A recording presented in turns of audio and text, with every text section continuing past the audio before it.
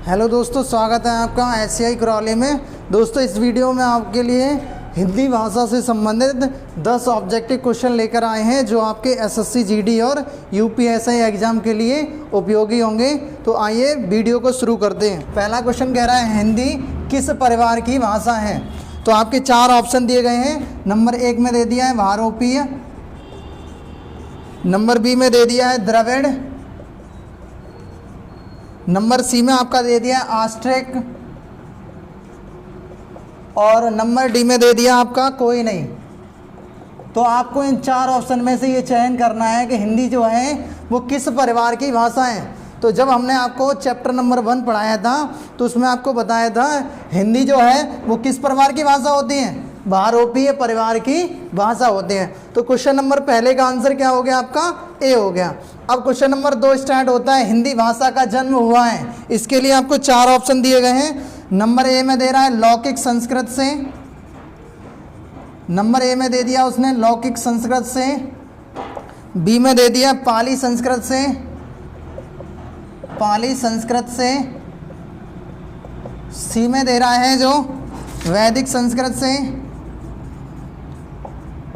और डी में दे रहा है कोई नहीं। तो आपको इन 4 ऑप्शन में से कोई एक ऑप्शन चयन करना है। क्वेश्चन ये कह रहा है हिंदी भाषा का जो जन्म हुआ है वो किस यानी कि जन्म जो हुआ है वो किस भाषा से हुआ है? लौकिक संस्कृत से, पाली संस्कृत से, वैदिक संस्कृत से और इनमें से कोई नहीं।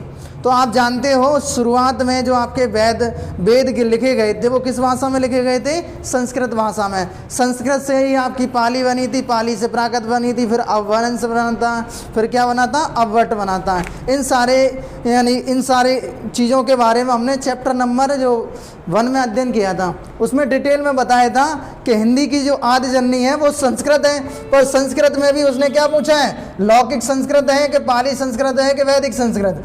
तो हिंदी भाषा का जो जन्म हुआ है वो वेदों से हुआ है, यानी कि वैदिक संस्कृत से हुआ है। तो इस क्वेश्चन नंबर 2 का आंसर क्या हो गया? सी। क्वेश्चन नंबर 3 स्टार्ट होता है, हिंदी भाषा का प्रचलित रूप है। जो अभी हम हिंदी भाषा जो प्रचलित है उसका प्रचलित रूप कैसा है? ए ऑप्शन में दे दिया उसने अवधी, बी ऑप्शन में दे दिया ब्रजभाषा, सी ऑप्शन में उसने दे दिया है खड़ी बोली और डी में दे दिया है कोई नहीं, देवनागरी। तो ध्यान देना है, वर्तमान हिंदी का जो प्रचलित रूप है वो क्या है? खड़ी बोली है। अवधी, बघेली, छत्तीसगढ़ी ये हिंदी भाषा की क्या है? उपभाषाओं में शामिल किया गया है। और आप ये देखोगे जैसे देवनागरी जो है, देवनागरी जो क्या है? हिंदी भाषा की लिखने की लिपि है। लिपि को हम क्या बोलते हैं? देवनागरी लिपि में लिखते हैं, ठीक है। तो वर्तमान हिंदी का जो प्रचलित रूप है वो क्या है? खड़ी बोली। क्वेश्चन नंबर आपका 4 स्टार्ट होता है। क्वेश्चन नंबर 4 में दिया है संविधान की किस अनुसूची में भाषाएं सम्मिलित की गई हैं? तो आपकी जो अनुसूचियां हैं, जब संविधान लागू हुआ था उस समय अनुसूचियां थी 8। वर्तमान में जो संविधान में कितनी अनुसूचियां हैं? 12 अनुसूचियां हैं। उन 12 अनुसूचियों में से किस अनुसूची में आपकी भाषाओं को सम्मिलित किया गया है? तो आपके ऑप्शन 4 दे रहे हैं उसने, 4 दे दिए उसने। पहली लिख रहा है पहली अनुसूची, दूसरे में लिख रहा है 7वीं और सी ऑप्शन में लिखना है उसने 8वीं और डी ऑप्शन में दे दिया उसने 10वीं। तो आपकी जो भाषाएं हैं वो किस अनुसूची में शामिल की गई है संविधान में? तो संविधान की 8वीं अनुसूची में क्या किया गया है? भाषाओं को सम्मिलित किया गया है, जिसमें आपकी 22 भाषाओं को 8वीं अनुसूची में शामिल किया गया है, जो कि भिन्न भिन्न भाषाएं हो सकती हैं, ठीक है। अगला क्वेश्चन कह रहा है हिंदी दिवस कब मनाया जाता है? इसके भी 4 ऑप्शन दे दिए उसने। ए ऑप्शन में लिख रहा है 11 जून, बी में लिख रहा है 14 सितंबर और सी में उसने लिख दिया है 28 सितंबर और डी में उसने लिख दिया है 14 अक्टूबर। अब इन 4 ऑप्शन में से ये चयन करना है कि हिंदी दिवस जो है वो कब मनाया जाता है। हिंदी दिवस जो है वो कब मनाया जाता है? 14 सितंबर को मनाया जाता है। अब हिंदी दिवस 14 सितंबर को क्यों मनाया जाता है? उसका रीज़न ये है कि आपके संविधान में 14 सितंबर 1949 को हिंदी को क्या घोषित किया गया था? राजभाषा के रूप में घोषित किया गया था।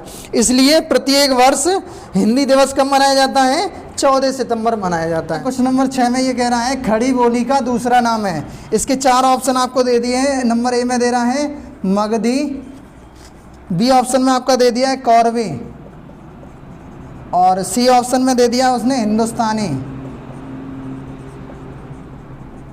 और डी ऑप्शन में देता है बघेली।